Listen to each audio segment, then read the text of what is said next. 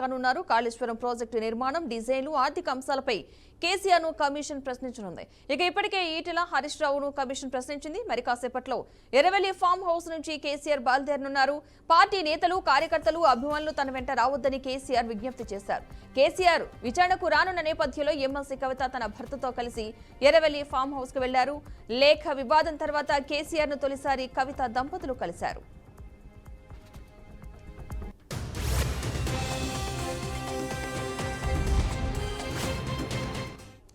Right, ఇదే అంశానికి సంబంధించిన పూర్తి సమాచారాన్ని మా ప్రతినిధి బాసిత్ అందిస్తారు. బాసిత్, చెప్పండి. పద్మ, కాళేశ్వరంపై విచారణ తుది దశకు చేరుకుంటుంది. ఈ ఉన్నాళ్లు అధికారులు, నిర్మాణ సంస్థలు, ప్రతినిధులను ప్రశ్నించిన జస్టిస్ పిసి ఘోష్ కమిషన్ ఇటీవలే మాజీ మంత్రులను కూడా విచారించింది. మాజీ మంత్రి కేసీఆర్ ను క్రాస్ ఎగ్జామినేషన్ ఈ రోజు చేయనుంది. బూరుగుల రామకృష్ణ భవన్ లో ఉదయం 11:30 గంటలకు ఈ విచారణకు కొనసాగనుంది. మేడిగడ్డ బ్యారేజీ, కుంగడం, అన్నారం, సుందిళ్ల బ్యారేజీలను తీసి సిపిజి నేపథ్యంలో గత ఏడాది మార్చిలో సుప్రీంకోర్టు మాజీ న్యాయమూర్తి జస్టిస్ పిసి ఘోష్ ప్రభుత్వం న్యాయ విచారణ కమిషన్ కు ఏర్పాటు చేసింది. అప్పటి నుంచి బ్యారేజీల నిర్మాణం, ఇంజనీర్లు, క్వాలిటీ కంట్రోల్ ఆపరేషన్స్ అండ్ మరియు మెయింటెనెన్స్, సెంట్రల్ డిజైన్, ఆర్గనైజింగ్, నీటిపారుదల, ఆర్థిక శాఖల అధికారుల, నిర్మాణ సంస్థల ప్రతినిధులను విచారించడం జరిగింది. వారి నుంచి అఫిడవిట్లు కూడా తీసుకుని క్రాస్ ఎగ్జామినేషన్ సైతం పూర్తి చేసింది. ఈ నెల 6న ఆర్థిక శాఖ మంత్రి, మాజీ మంత్రి ఈటెల రాజేందర్ తో పాటు హరీష్ రావును కూడా విచారణ చేశారు. ఇప్పటికీ మీడియా కమిషన్ లోని ఇంజనీర్ల సమక్షంలో విచారణ జరిగింది. నేడు కేసీఆర్ విషయంలో ఇదే పద్ధతి అనుసరిస్తారా లేక వేరే పద్ధతిలో ఆయన విచారణ చేస్తారనే విషయాలు బయటకు వస్తున్నాయి. అయితే ఈ రోజు కవిత దంపతులు కూడా కేసీఆర్ ని కలిసినట్టుగా అయితే తెలుస్తుంది. దానికి సంబంధించిన సమాచారం ఏంటి అసలు? కేసీఆర్ అల్లుడైన తో పాటు కవిత కూడా ఈ రోజు కలిసి ఫామ్ హౌస్ కు రావడం జరిగింది. ఇది అందరూ ఆశ్చర్యకరంగా కనిపిస్తుంది. ప్రస్తుతం అయితే వాళ్ళు ఫామ్ హౌస్ లో ఉన్నారు. 9:30 గంటలకు కేసీఆర్ బీఆర్కే భవన్ చేరుకోవడానికి బయలుదేరున్నారు. అయితే కేసీఆర్ వెంట ఎవరు రావద్దు, కార్యకర్తలు, ప్రజాప్రతినిధులు కూడా ఎవరు ఇక్కడ చేరుకోవద్దు అని చెప్పి కేసీఆర్ పిలుపునివ్వడంతో మా అభిమాన నాయకుడికి ఎలాంటి ఆపద వచ్చినా మేము ఉంటామని చెప్పి చాలా మంది నాయకులు, ఇప్పటికే కార్యకర్తలు కూడా ఫామ్ హౌస్ కు చేరుకున్నారు.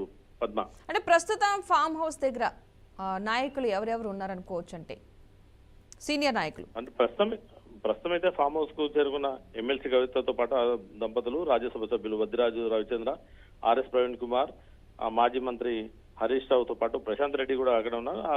మనమడు కూడా హిమాంష్ కూడా చేరుకున్నారు. ప్రస్తుతం అయితే హిమాంష్ తో పాటు చాలా మంది అక్కడ చేరుకున్నారు. పల్లా రాజేశ్వరరావు కూడా అక్కడ చేరుకున్న సమాచారం అందుతుంది. పద్మ, అయితే ఇప్పుడు ఎన్ని గంటలకి అక్కడ ఫామ్ హౌస్ నుంచి స్టార్ట్ అయ్యే అవకాశం ఉందనుకోవచ్చు? ఎందుకంటే 11:30 కల్లా అక్కడ ఉండాలి కాబట్టి, విచారణ సమయానికి అక్కడ ఉండాలి కాబట్టి. అంటే సరైన సమయంలో బయటికి వెళ్ళడానికి 9:30కు అన్ని రంగం సిద్ధమైపోయింది. మరి కాసేపట్లో బయలుదేరి బీఆర్కే భవన్ చేరుకోవడానికి కూడా దారి సుగమమైంది అని చెప్పొచ్చు. Padma, right, thank you Basit.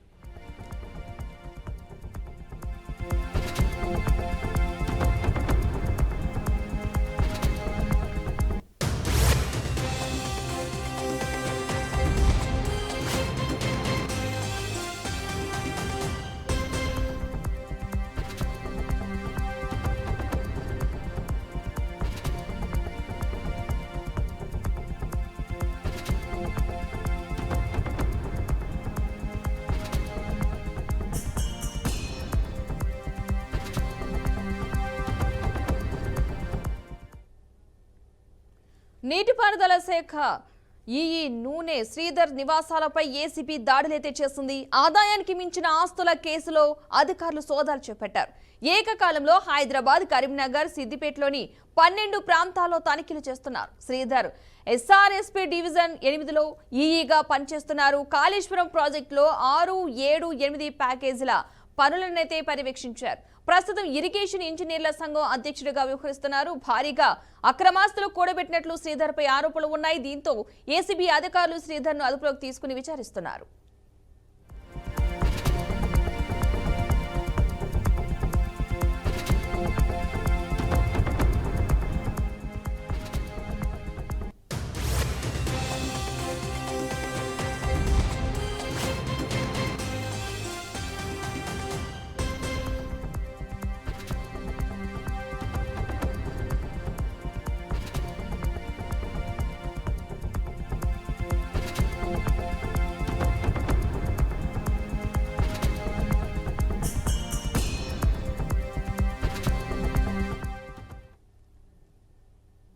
Rangareddy జిల్లా యాచారం మండలం తమ్మలోనిగూడ గేట్ దగ్గర ఘోర రోడ్డు ప్రమాదం చోటు చేసుకుంది.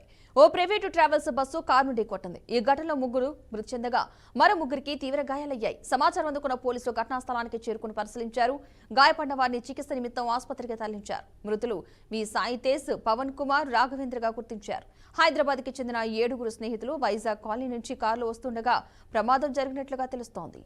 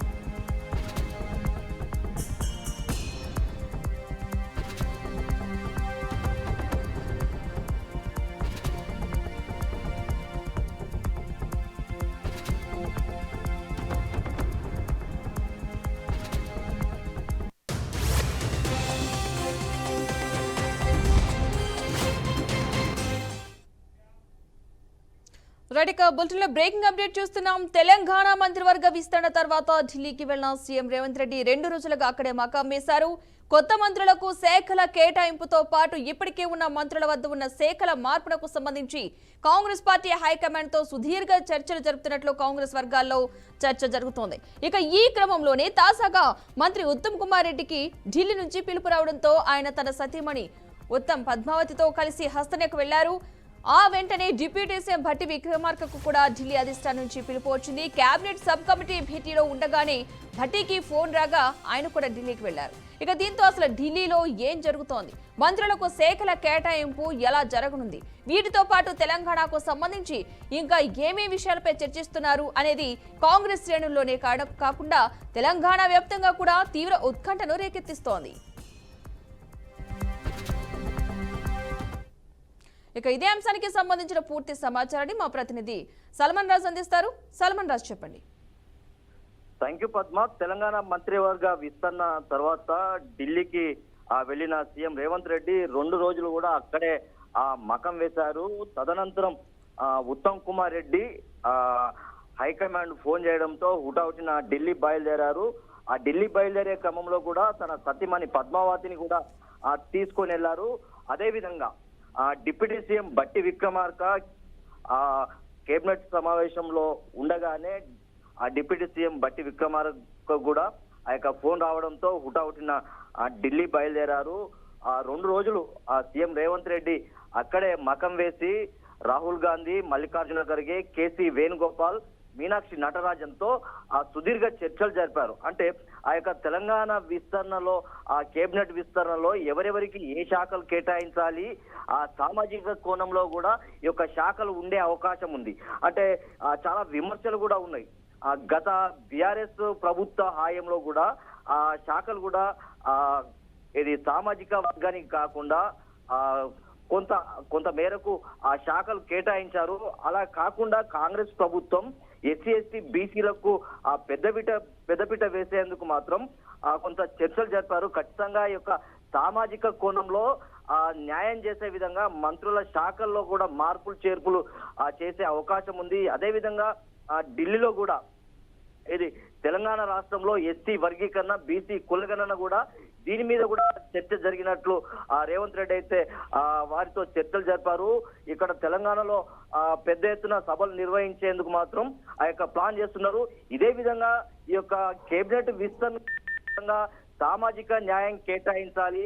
అంటే ఇక్కడ మనం చూసుకున్నట్లయితే ఉత్తమ్ కుమార్ రెడ్డికి ఫోన్ రావడంతో, అంటే గత మనం చూసుకున్నట్లయితే ఢిల్లీకి వెళ్ళిన సందర్భంలో ఉత్తమ్ కుమార్ రెడ్డి ఒక్కరే వెళ్ళారు. కానీ ఈసారి కూడా తన సతీమణిని వెంట పెట్టుకొని పోవడంతో కొంత ఏదైనా సమాచారం ఉందా అనే విధంగా కూడా ఈ యొక్క వర్గాలు అయితే కొంత ఆరాధిస్తున్నాయి. తెలంగాణ రాష్ట్ర రాజకీయాల్లో ఒక సంచలనంగా మారింది ఈ యొక్క బీసీ కులగణన, ఎస్సీ వర్గీకరణ నేపథ్యంలో కూడా ఈ యొక్క శాఖలు కేటాయించే అవకాశం ఉంది. అంటే ఏ సామాజిక వర్గానికి ఆ శాఖలు కేటాయిస్తారు, అదే విధంగా గతంలో నిర్వహిస్తున్న మంత్రి పదవుల్లో కొంతమందికి చేర్పులు మార్పులు వచ్చే అవకాశం ఉంది కూడా అనేది కొంత ఉత్కంఠ రేగుతుంది. దీనికి సంబంధించి అంటే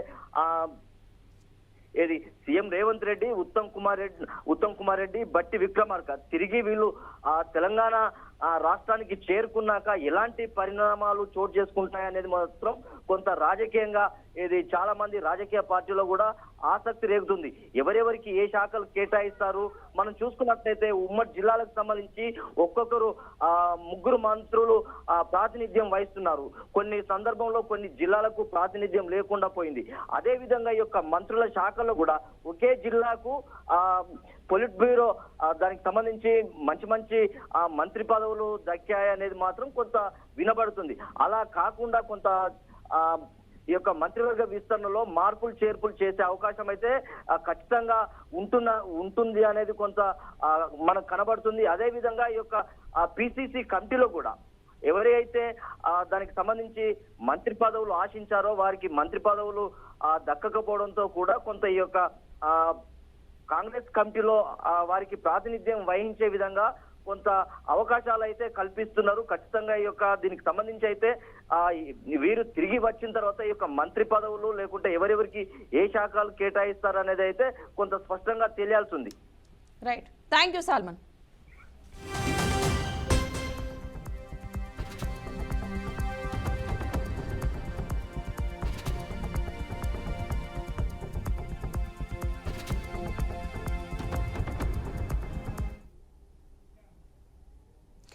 మాజీ సీఎం కేసీఆర్ ఫామ్ హౌస్ లో పల్లా రాజేశ్వరరెడ్డికి ప్రమాదం జరిగింది. ప్రమాదవశాత్తు ఎమ్మెల్యే పల్లా రాజేశ్వరరెడ్డి కింద జారిపడ్డారు.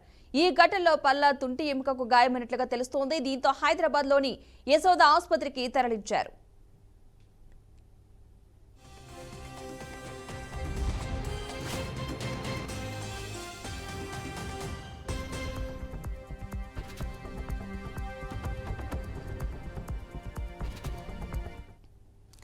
మాజీ సీఎం కేసీఆర్ ఫామ్ హౌస్ లో పల్లా రాజేశ్వరరెడ్డికి ప్రమాదం జరిగింది.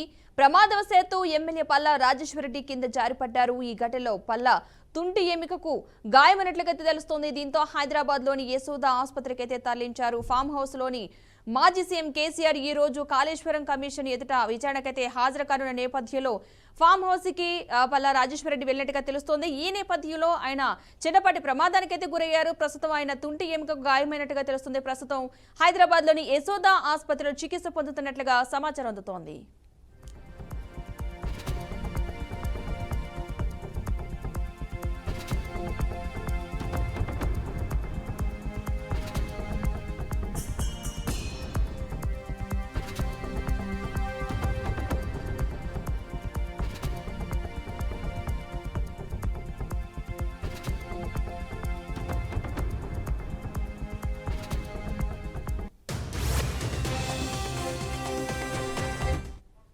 ఇక ఇదే అంశానికి సంబంధించిన పూర్తి సమాచారాన్ని మా ప్రతినిధి బాసిత్ అందిస్తారు. బాసిత్ చెప్పండి.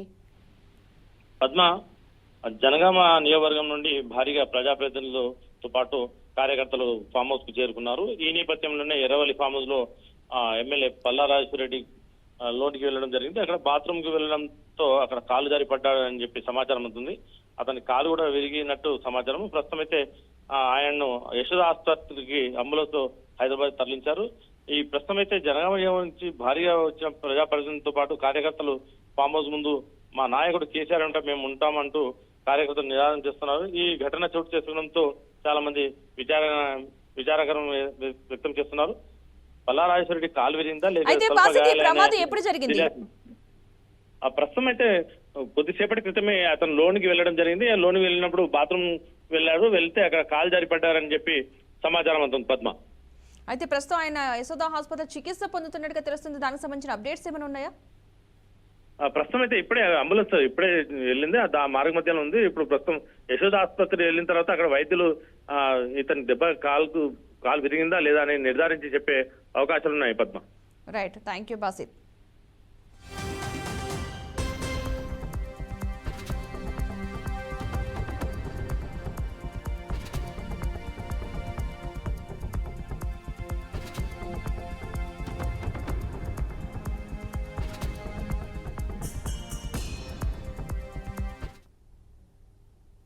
భారత వ్యోమగామి శుభాంశు శుక్లా రోదసి యాత్ర మరోసారి వాయిదా పడింది. యాంగ్సిమం 4 మిషన్ కింద మరో 3 ఆస్ట్రోనాట్లతో కలిసి ఆయన బుధవారం నింగిలోకి పైన కావాల్సి ఉంది. సాంకేతిక సమస్యతో యాత్రను వాయిదా వేస్తున్నట్లు స్పేస్ ఎక్స్ తెలిపింది. రాకెట్ లో లిక్విడ్ ఆక్సిజన్ లీక్ కారణంగా ప్రయోగం వాయిదా పడినట్లు ఎక్స్ లో పేర్కొంది. మరమ్మతులకు సమయం పడుతుందని, త్వరలోనే కొత్త లాంచ్ తేదీని ప్రకటిస్తామని వెల్లడించింది.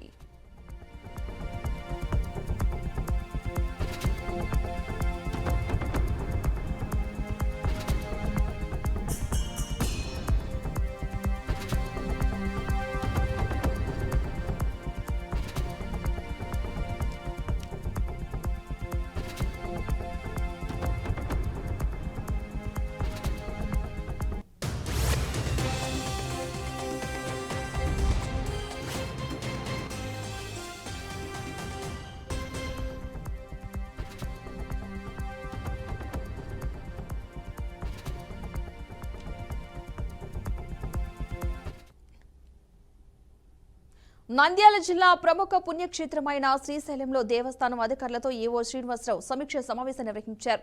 అన్ని విభాగాల అధికారులు పరస్పర సమన్వయంతో విధులు నిర్వహించాలని ఈవో శ్రీనివాసరావు సూచించారు. భక్తుల సౌకర్యాల పట్ల సిబ్బంది అందరూ కూడా ఎప్పటికప్పుడు ప్రత్యేక శ్రద్ధ కనబరచాలన్నారు. అన్న ప్రసాద వితరణలో వంటకాలన్నీ రుచికరంగా ఉండే విధంగా అన్న ప్రసాద సిబ్బంది తగు జాగ్రత్తలు తీసుకోవాలని, అన్న ప్రసాద వితరణలో ప్రతి వంటకం కూడా ప్రతి భక్తుడికి అందే విధంగా సంబంధించిన అధికారులను పర్యవేక్షించాలని దిశానిర్దేశం చేశారు.